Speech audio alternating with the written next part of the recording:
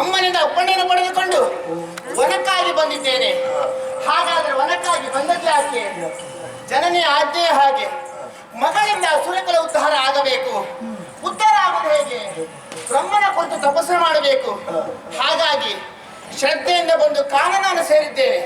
ಶುದ್ಧವಾದ ನೀರಿನಲ್ಲೇ ಬೆಂದಂತಾಯಿತು. ಏಕಾಗ್ರತೆಯನ್ನು ತಂದುಕೊಂಡಿದ್ದೇನೆ.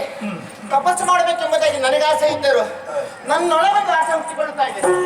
ನನ್ನ ಸೌಂದರ್ಯವನ್ನು ವೀಕ್ಷಿಸಬೇಕು ಎಂಬುದಾಗಿ. ಹೇಗೆಂಬುದಾಗಿ ನೋಡುವುದೇ? ಹೇಗಿದ್ದೇನೆ?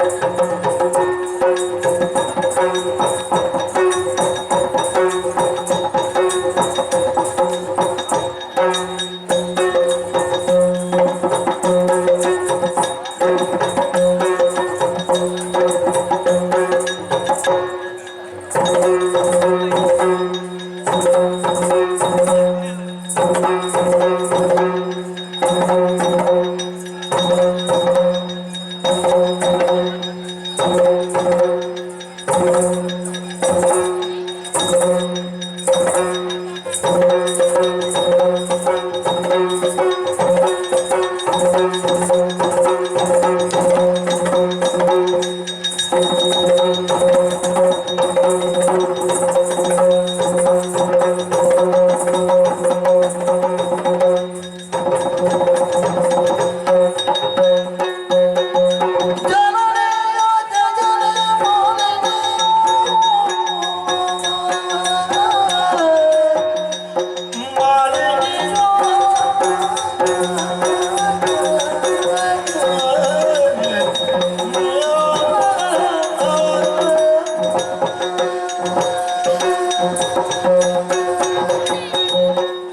ರೀತಿಯಾಗಿ ಆಲೋಚನೆ ಮಾಡೋದಕ್ಕೆ ಬಲವಾದ ಕಾರಣವಿದೆ. ಕೆಲವೊಮ್ಮೆ ಯೌವನದಿಂದ ನಾನು ಕಂಗೊಳಿಸ್ತಾ ಇದ್ದೇನೆ. ಇಳೆಯ ಕಾಮಕರನ್ನು ಕಂಡರೆ ಮೋಹಿಸದೆ ಉಳಿದಾರೆ.